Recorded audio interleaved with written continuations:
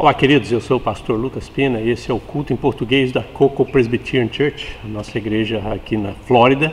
Eu sou pastor aqui na Flórida já há vários anos, desde 2014, mas estou aqui nos Estados Unidos já há muito tempo. E durante o Covid nós começamos a fazer esse culto em português pela internet. A minha igreja é uma igreja americana, então tudo aqui é em inglês. A escola dominical, culto. Se você mora na Flórida Central, né, em Brevard County, e quiser fazer uma visitinha para a gente, nós estamos em Cocoa e a escola dominical é às 9h15, o culto é às 10h30. Então faz uma visitinha, aprender inglês, falar inglês, conhecer a nossa igreja aqui. Vai ser um prazer muito grande ter vocês aqui. E o pessoal que mora longe, essa é a maneira de comunicação. É claro que a nossa igreja americana tem o culto em inglês. Se você estiver interessado em assistir a escola dominical, o culto em inglês, cocopress.org, O-R-G, né? É o nome da igreja, C-O-C-O-A, cocopress, P-R-E-S.org. Então você pode checar o nosso website e você vai poder acompanhar ao vivo, se quiser, né, a escola dominical e o culto também, né? Então vai dar muito prazer para a gente fazer isso. Mas durante o Covid a gente começou esse culto em português para as pessoas que não podiam sair de casa. E o Covid veio, o Covid foi, agora está voltando de novo. Nós continuamos fazendo, né, pela graça de Deus. Então continua orando por nós para que a gente continue fazendo, abençoando as pessoas. A ideia é te abençoar, orar por você, trazer uma palavra de encorajamento para a tua vida, né? Esse é o objetivo aqui, né? A gente não tem grandes objetivos. A ideia é simplesmente te abençoar, orar por você e trazer uma mensagem de Deus para você. Então deixa eu fazer uma oração por você. Pai, nós te agradecemos por esse instante, te agradecemos pelas pessoas que estão nos assistindo, Senhor. E pedimos que o Senhor as abençoe, que o Senhor as guarde, proteja, abençoe a família, abençoe a saúde, ó Deus, dá graça nesses dias difíceis que o mundo inteiro está passando, Senhor. Que o Senhor possa abençoar essas pessoas, ajudá-las no caminhar com o Senhor, ó Deus. Fica conosco nesse momento, ajuda a gente a crescer na graça e no conhecimento do Senhor. É o que nós te pedimos no nome precioso de Jesus. Amém. Queridos, eu gostaria de incentivar você a se inscrever no nosso canal e a compartilhar esse vídeo com os seus amigos, seus familiares. Durante a semana, de segunda a sexta, eu coloco vídeos curtinhos na hora do almoço, pelo menos às 11h30 aqui nos Estados Unidos, horário de Nova York. Eu coloco vídeos curtinhos no YouTube, nesse canal que você está assistindo esse vídeo, chamado Pingo de Prosa. E são vídeos curtos de meditação. Então, 3, 4 minutinhos para te abençoar durante a semana.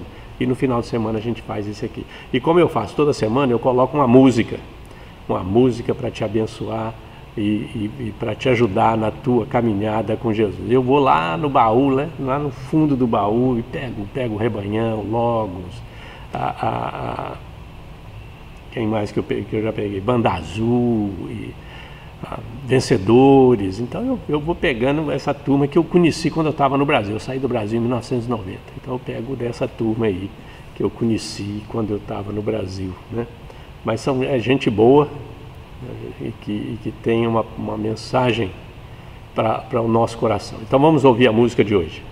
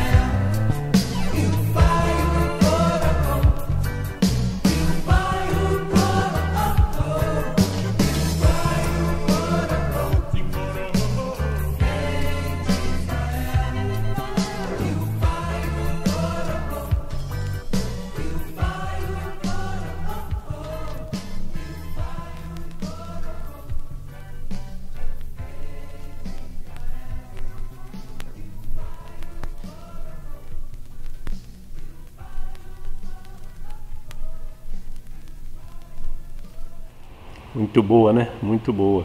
Graças a Deus. Deus é bom, gracioso, dá talento para as pessoas.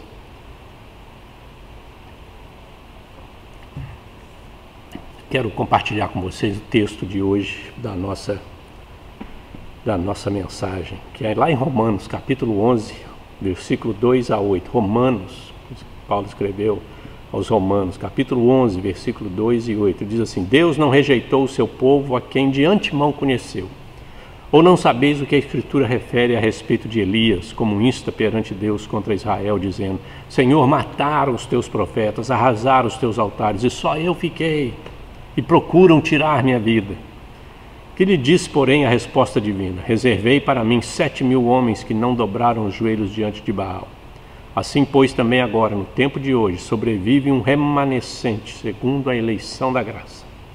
E se é pela graça, já não é pelas obras. Do contrário, a graça já não é graça. Que diremos, pois? O que Israel busca, isso não conseguiu. Mas a eleição o alcançou, e os mais foram endurecidos.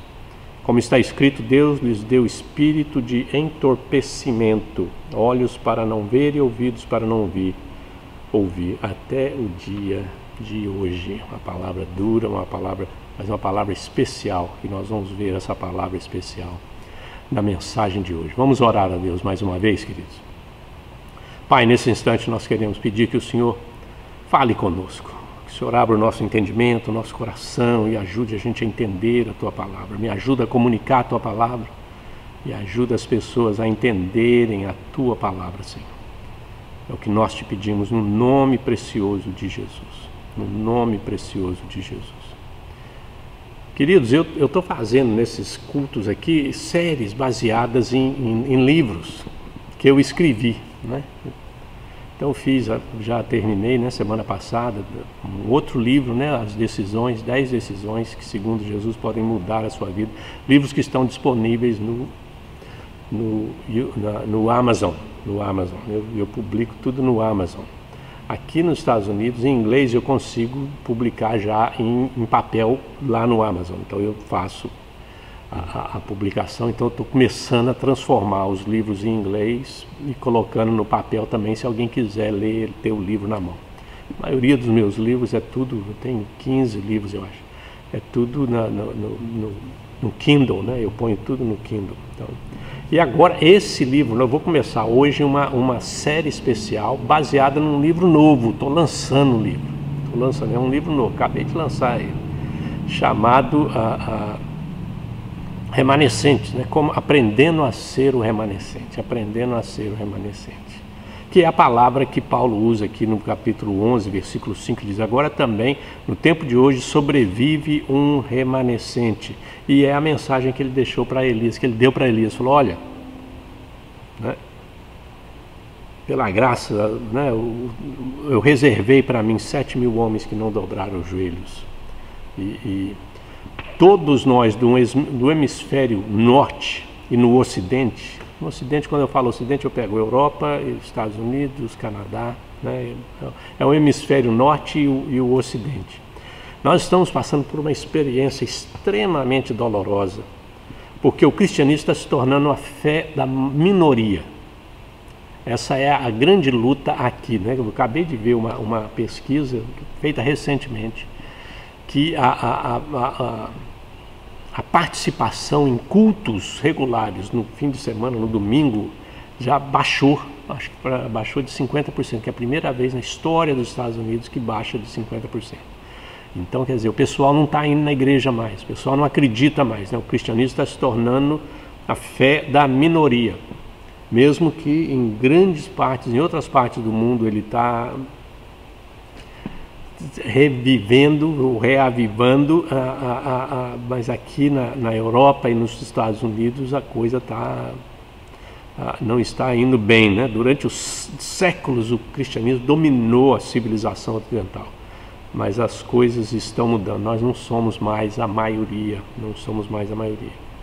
Uma coisa que precisamos saber é que, apesar de muitos de nós ainda não carregarmos a nossa religião cristã, né?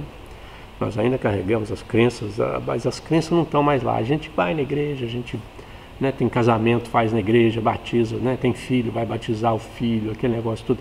A gente ainda tem aqueles negócios de ir para a igreja, de vez em quando, né? Durante o Natal, durante a Semana Santa, igual ir na igreja, né? Mas está ficando só nessas coisas e está começando a diminuir, né? Mas a fé cristã, o conhecimento de Deus e o compromisso com Deus e com sua palavra já não é mais o mesmo. A cosmovisão está mudando drasticamente, né? Nós vimos o mundo de uma forma diferente, né? E nós não sabemos, como igreja, nós não sabemos lidar com isso. Então a primeira reação é ignorar isso, né? É negação pura e simples. Não quero nem pensar nisso, não é verdade. Os pastores muitas vezes, não, isso aí não é verdade, não vai, não, está tudo bem. Não... E nós não podemos acreditar que a fé uma vez foi praticada pela maioria, agora está desaparecendo. E nós preferimos enterrar, como a ilustração do avestruz, né? Enterrar a cabeça na areia e recusar a confrontar ou enfrentar o problema. Os cristãos, isso é uma coisa que nós precisamos aprender, que eu gostaria de compartilhar com você, e eu compartilho nesse livro que eu estou lançando. Então, você pode adquirir esse livro no Amazon. Os cristãos, aqueles que detêm uma cosmovisão cristã, estão se tornando um remanescente. O que é remanescente? Remanescente significa uma parte geralmente pequena, membro ou vestígio remanescente, um pequeno grupo de sobreviventes. Esse é um remanescente. Pequeno grupo de sobreviventes. Mesmo que essa seja uma experiência nova para a Europa e a América, para os cristãos e para os frequentadores de igreja, a Bíblia está cheia dessas histórias. Desse remanescente, desses grupos de pessoas que ficaram fiéis, apesar da grande maioria se tornar infiel, né? O exemplo de Elias, né? Não é único, né? Se você lê o Velho Testamento e até o Novo Testamento, você vai encontrar isso, né? O povo começa a debandar, começa a se afastar de Deus, mas um grupinho remanescente fica fiel ali. Então a Bíblia está cheia dessas histórias dos remanescentes. Na maioria das vezes os fiéis foram poucos e mais fracos politicamente, né? Essa é a realidade deles, né? Eles tiveram que aprender a sobreviver e a viver numa cultura que era totalmente diferente, que é o que nós estamos começando a ter que fazer, né? Com valores, o pessoal que tem valores diferentes, opostos aos nossos valores, crenças opostas às nossas crenças. Esses homens e mulheres na Bíblia que eram remanescentes, eles têm lições extraordinárias para compartilhar com a gente, para nos ensinar. Eles viram tantas coisas, sofreram tanto por causa da fé, e nós devemos aprender com suas experiências como viver vidas fiéis hoje. Essa é a lição e esse é o grande tema do livro, aprendendo a ser o remanescente, né? Aprendendo como é que a gente tem que lidar nessa situação. Não sei se você já está enfrentando essa situação, né? Mas a gente tem que aprender. Nós somos minoria, né? Os fiéis são minoria. E como é que a gente lida com essa situação? Nós não temos poder político, não temos poder financeiro, não temos como agir, como fazer as coisas. Nós, não sei se você já percebeu, né? Mas agora você deve ser capaz de detectar que a cultura em que vivemos há um bom tempo tem movido na direção oposta do cristianismo. É só assistir televisão, só entrar na internet, ler livros, ver notícias, você vai ver que isso está acontecendo. Nós estamos sendo bombardeados e sendo doutrinados com doutrinas totalmente opostas àquelas da Escritura. E é uma realidade que nós estamos enfrentando, né? E agora nós estamos começando a ver as consequências, porque isso está acontecendo já há um bom tempo. Você não pensa que isso está começando agora com a tua geração, não. Isso aí começou há um bom tempo atrás. Agora é que eles estão colhendo o fruto deles e nós estamos colhendo os nossos frutos, né? Então nós estamos vendo isso que já vem vindo, né? E eles estão infiltrados na educação, na política, no direito, na justiça, né? Na família. Então eles estão ditando como é que funciona, o que é falir, o que é certo, o que é errado, o que é família, né? Eles estão ditando até o que né, o sexo das pessoas, né, indo completamente contra a biologia, mas estão ditando como é que funciona, o que é o certo, o que é o errado. Esse é o grande problema, né? Alguns de nós foram capazes de diagnosticar isso, mas outros ainda estão tendo esse despertar duro, né? Nós estamos acordando, abrindo o olho, falando, meu Deus, que mundo é esse que nós estamos vivendo? Que mundo é esse que nós estamos vivendo? Eles estão percebendo que o fundamento de suas crenças é instável. As bases não estão bem firmadas. E mesmo que pensemos que todos acreditavam na mesma coisa, né? Porque essa é a ideia que o pessoal tinha antigamente, né? E ainda tem. Tem gente que ainda tem. Todo mundo é crente, todo mundo é... Lá em Minas Gerais a gente costumava dizer assim, todo mundo é crente, mas tem crente que fuma, né?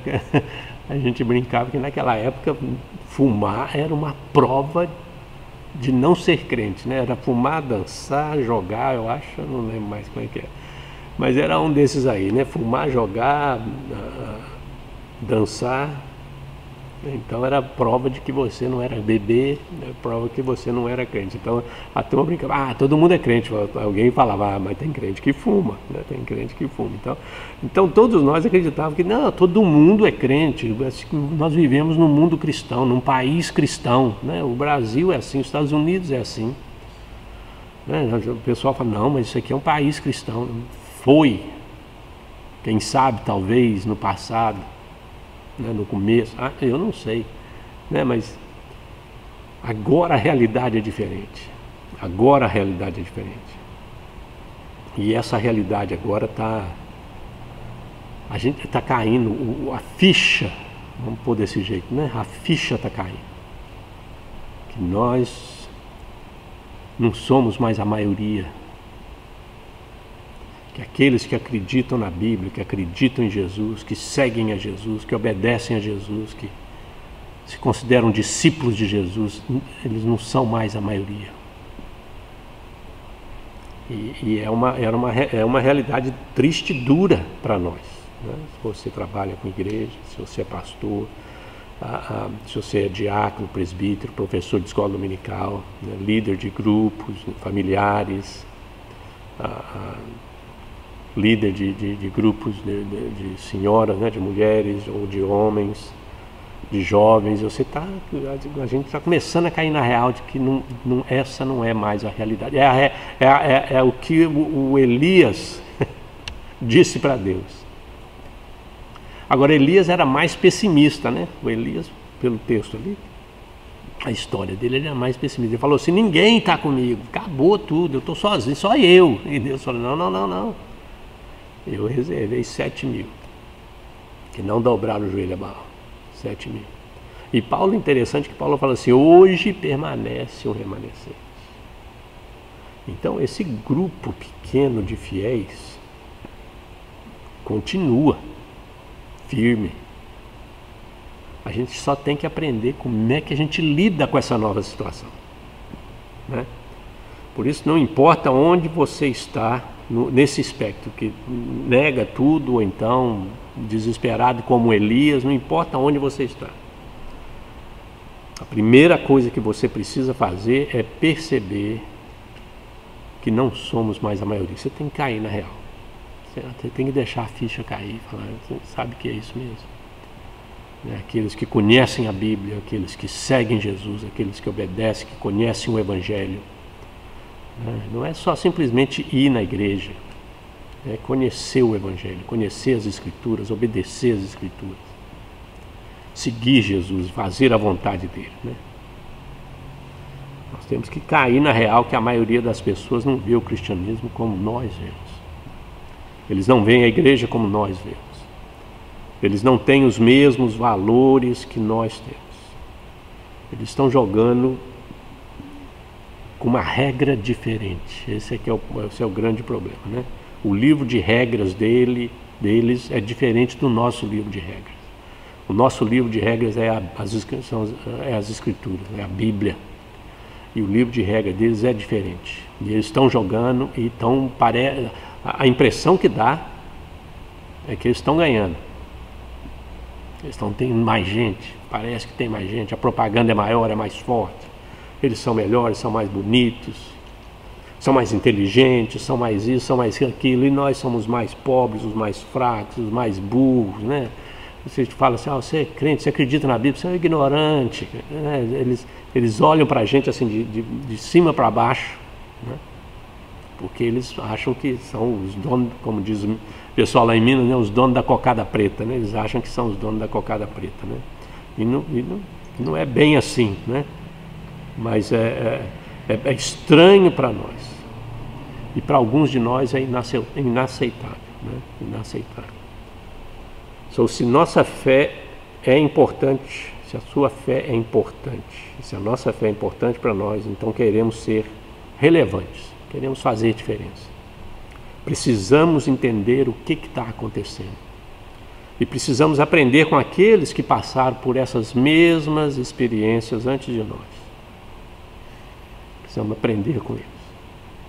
Né? O povo lá no Novo Testamento, no Velho Testamento, eles passaram por isso. Isso aí não é uma experiência nova para os servos e as servas de Deus.